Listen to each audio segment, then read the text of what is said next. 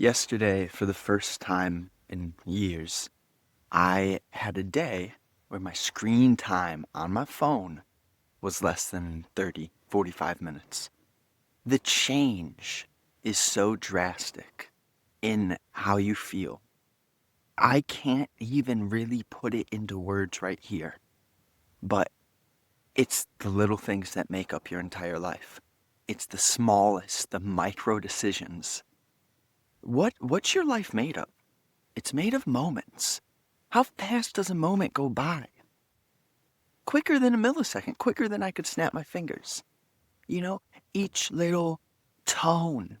If you look at the notes in a song, in a symphony, you have all those musical lyrics and you have the space.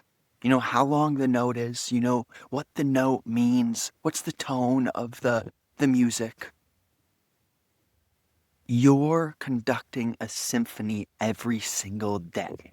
Sometimes your song is gonna sound like a fool has wrote it. And other days your song is gonna feel like it's magic. Who wrote it? Someone someone intelligent, right? My point is that you create the quality of your life and it all comes down to moments. And the screen time is one of those, it doesn't matter how gifted you are. This is where that idea, especially for athletes, comes in, where effort is so much more important than talent. You could be extraordinarily talented, but if you don't do the small things right in life, anyone can beat you. So, really, we need to kind of conduct ourselves in a way where there is intention around the subtlety, intention around the moments, intention in relationship to the attitude. Realizing that just as the song needs the notes, the pauses, the conductor, you need to play that role in your life in all domains. Being able to feel when to slow down, when to pause, when to go and stretch.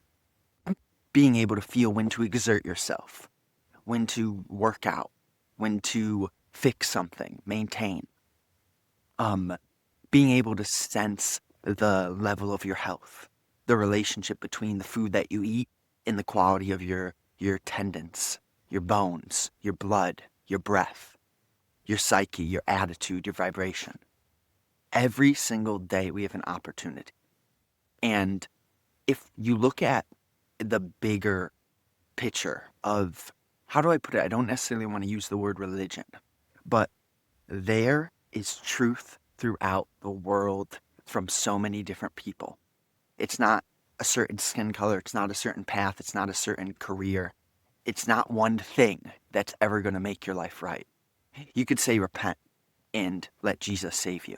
But then if you are going to judge and kind of nail to the cross anyone who doesn't follow what you think to be true, you're the in that moment, you're the absolute opposite of the essence of Christ, of what he shared.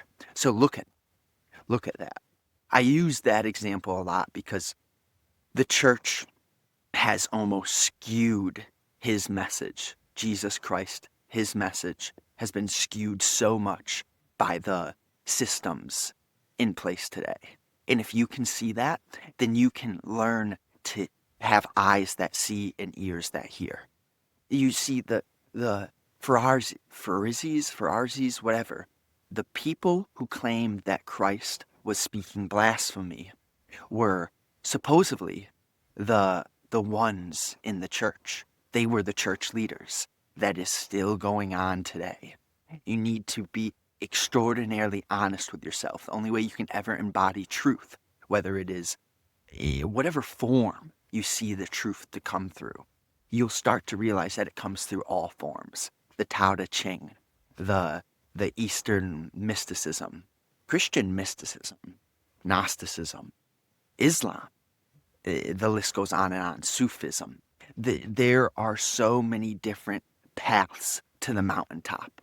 And what you need to absolutely just come to see to be the truth is that you are the main authority in your life. That you have the compass the truth in your heart and that you can feel the moment that you stray. Now, I'm not asking for perfection. I'm not saying you need to be any certain way. I'm saying that you, in your soul's journey, you came here for a reason. Your circumstance, the cards you were dealt, the family you were born into, the economic area, the geographic place that you chose to come to, all of that is predestined. Whether you can see that or not, it's going to be helpful if you consider these words and look at your life in a way where you question the role you're playing and how you feel. That's really the simplest way to describe the deepest truth, is that you are aware of the role that you're playing in terms of how you see. And, right, what does the Bible say? Like, take the speck out of your own eye before you try to tell others to take the speck out of their eye. That means it always, always comes down to you and your relationship to the truth. You can feel when you're honest, when you are deeply skeptical around your own illusions. You can feel when you are embodying the dark and when you are letting the river flow through you and learning to let go and be carried by that current, right? So I've been looking, we'll take a little tangent here. We start at the topic of the moment and screen time. Then we tell a little bit of story, and we make it a little bit dramatic by bringing in the religions. Now, if you are of a certain religion and you're still with me right now, that is something beyond respect. It's a handshake between you and I, because I don't want you to blindly believe anything I'm saying. All I ask is that you listen to the tone, the words, the choice of words, and the why am I even choosing to talk? Why am I talking about what I speak about? If you look at any past videos, how long I've been talking about this. Am I just out here? Do I have blind intentions? What's my goal? You want to know what my goal is? And to simplify the journey, to let others see that the path is walked individually, that you must walk alone, and you and God, you and the source must be the absolute majority in your life. God and I are majority. You say that too. God and I are majority. What that really means is that you simplify to see you're not going to be distracted by those who cannot see. And you're not going to throw them in the flames either. What you do is you learn that your journey was treacherous. You had to go through so much and you're continuously going through things. How can you be an embodiment of what humanity needs? It's a brilliant question. If you are to be an embodiment of what humanity needs, that means you are to see that the individual creates the world. That you, in your relationship to yourself, moment to moment awareness, screen time, the little things, create your attitude. Your attitude, your vibration, your frequency, the unseen emanations of your vibrational being, they are emanating, radiating, being rippled throughout this world every single second. You cannot see it, you can feel it. And the question is, are you doing the work to be able to feel the depths? Because if you create the space and you align the material, the physical, right? Your body and your career, your financials, your values, with your psyche, with your heart, with your gut, with your natural curiosities. If you follow the nature of a web, you have to see how that web is being built in your life. What are the things which pull you, which charge you, which fuel you, which make you feel alive? Have honesty around the other side too. The things which drain and get you into this stuck, stagnant, anxious, fearful state. Can you notice the role you play? Can you learn through observing the web connecting? Can you watch the web being built? Because with the essence of observation, you can see without being stuck in it. Then you can voluntarily use your conscious knowledge and skills and experience to build something in a state of focus. Focus, not tunnel vision. Tunnel vision has the essence of you're focused without clarity, which means you're just zoomed in and it's all foggy, right?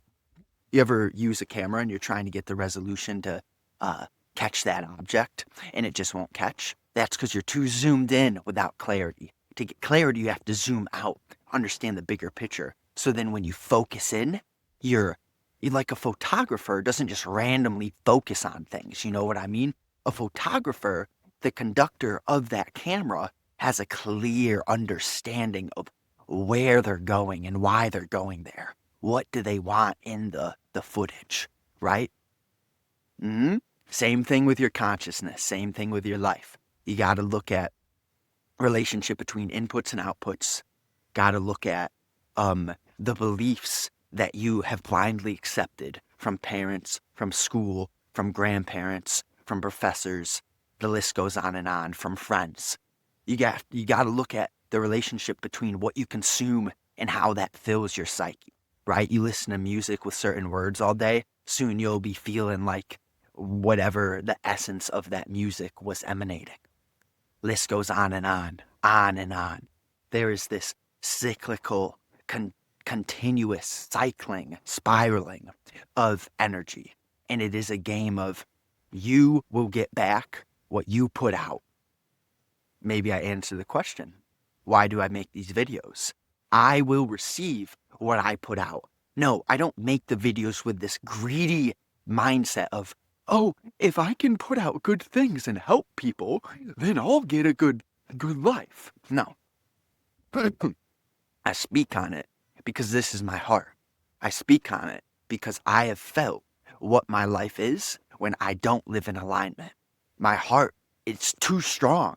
I can't ignore it anymore. I cannot run from the truth. I have realized that there's just, my life is so filled with power. There's something I'm meant to do. And if I stray from that call, it breaks me. It rips me down. And I have felt that. And I have strayed and strayed to a point where now this is the message. This is the message. It's not complicated. But if you feel, and you really feel, and you create the space to keep feeling, you're going to feel so deeply that you know what's real. And when you know what's real, it's obvious what isn't. And that's one of the main paths to seeing the truth and living a life of real embodiment is just knowing what's false. You don't say, God, how do I find the truth? You say, what's false within me? Can you help me see where I'm wrong, where I'm blind? You see, you are a mere sinner and you're also not. You're so much more than that. You are the one who can free yourself from all sin. You may be a sinner, but you can free yourself from all sin.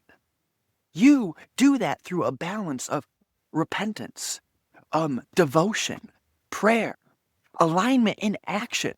If you pray and you meditate and you're just sloppy, eating random food all day, treating people without a care, being rude, your behavior's off, your house is dirty, what's that mean? Your life has to be locked in all domains to be in alignment. Again, you don't need to be perfect. I like tobacco. Hey, but am I saying it's okay to like tobacco? Hey, that's for you to figure out in your journey. See, this is why I speak very structural, because there are things that I may not be perfect with. I'm not saying they're acceptable for you. I'm just saying, hey, we're all human. And we're all so much more than human. We're all filled with that spirit. The quest is really, can we connect? Can we see that there is this communion within the vessel and the heart? Can we have that communion spread from human to human? Can the vessel, the temple, be filled with light? That's the question. This isn't about saying, oh, it's this way, it's that way. If you don't do this, then you're wrong. No, that's blind, that's foolish, that's childish in an immature sense. You know, your inner child is beautiful and meant to be with you your entire life. But the immature, reactive, egotistical child, there's a distinction to be made there. The inner child is free, unoffendable, you know, lives in the land of uncertainty, but has certainty within uncertainty. Has faith that they are being guided, that they don't need to fear, worry, or overplan. Your life is predestined and preordained. You have to let it unfold on his or her timing. A lot of the biggest struggles in our life are because of lack of faith in relationship to God's timing. I want this now. Why don't I have this? That's what makes your life hard. And when you do certain things and you slack or you procrastinate or right, the phone leads to procrastination. You procrastinate, then you feel like shit because you're not doing the things that you know you're meant to do, right? That's how life works. It's a continuous domino effect. Where are you positioning yourself? What's the level of intent? What's the nature of your awareness in relationship to the words you consume and the awareness of the lack or abundance of space that you have for clarity within your mind? You know, if you're always on your phone, if you're always eating shit food, if you're always with friends, distracted, never by yourself, never creating stillness, stretching, meditating, working out, you're always like a hamster on a wheel if you're like that. And it gets to a point where you can't hear anymore. And that's what had to happen to me. I had to live a life so busy, so kind of headless chicken style, so dopamine driven, so shallow, that I got to a point where I couldn't feel. But there was so much I needed to feel. So I was just ignoring it until the anxiety was just, I couldn't ignore it anymore. You know, you run until you can't run anymore. And once you see it, you can't unsee it. That's the nature of this change in your heart. And humanity's going through this. It's inevitable. That's why the message is here within this vessel. Not just this vessel, it's everywhere. Many people have this. That's another big one. When you never have listened to someone before, they could be from 1975, 1950, me today. When you never listen to someone before, you come across a message and it's like, I already knew this in my heart. This was already spoken to me. But how does someone else say it the same way? That's when you know. That's one of those irrevocable, inevitable signs. Keep doing you. Keep going down that path that you're going on. It may be hard. It may feel treacherous some days. You may make mistakes. You may be on the phone too much. Keep changing. The only constant is change. You can't be stopped. The change will not be stopped because it is the creator of the entire universe which has set this ball in motion. What do they say, the scientists? An object in motion will remain in motion. The earthquake is here. The change is here. It's happened. When you see this, you'll know. You were meant to see this. This isn't anything, again, I'm never the special one. No one's special. If anyone's special, we're all special. That's how it works. And if you can see the humanity within you, within others, not judge others, notice your own, notice the moment your egotistical judgment arises. Sit with it. Notice, man, I got work to do still. Hey, grateful for the work on the plate. Some days it feels like that cross is so heavy. The spine can't take it anymore. Other days it's like, pile it on. Give me more weight. So how do I put it, right? That's all an attitude. That's all in the moment. It's in your power. Hey, if this resonated with you, share it with someone who may also resonate with it. I wrote a book. Check that out. It'll be in the description. You know, let's go. Let's go. Have a beautiful day. Oh,